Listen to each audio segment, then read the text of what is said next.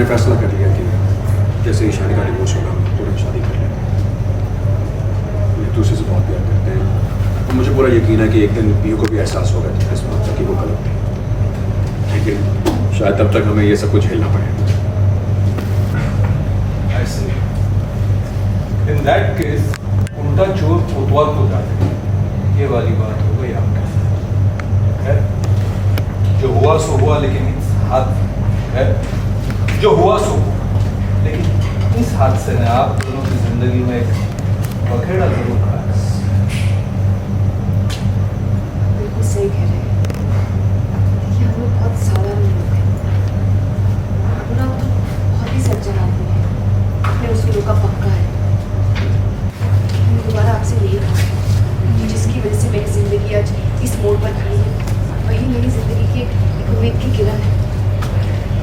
देखिए मैं आपके सामने यहाँ पर बैठी जरूर हूँ, पर मेरा दिल पीयू के पास है। मुझे ऐसा लग रहा है कि मैं कब जाके उससे मिलूंगी, कब जाके उससे बात करूंगी। बस कुछ बुरे किस्सों की वजह से मेरी जिंदगी में पीयू की अहमियत कम नहीं हो जाएगी। मैं उस घर में इतने दिनों तक थी सिर्फ और सिर्फ पीयू की वजह से। मैं इतनी सारी मुश्किलों को पार कर पाई हूँ सिर्फ और सिर्फ पीयू की वजह से।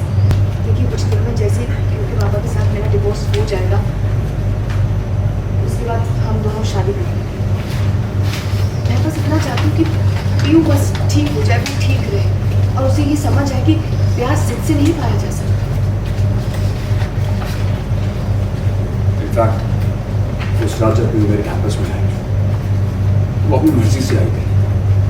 अब इतनी रात को जब वो आई तो मैं उसे घर से बाहर जाने के लिए बोल तो नहीं सकता। हमें अगर मैं बोल भी देता तो कोई भी अनहोनी हो सकती थी उसके साथ, और ऐसा मैं चाहता नहीं क्योंकि उसकी जिम्मेदारी भी मुझ पर आ जाती।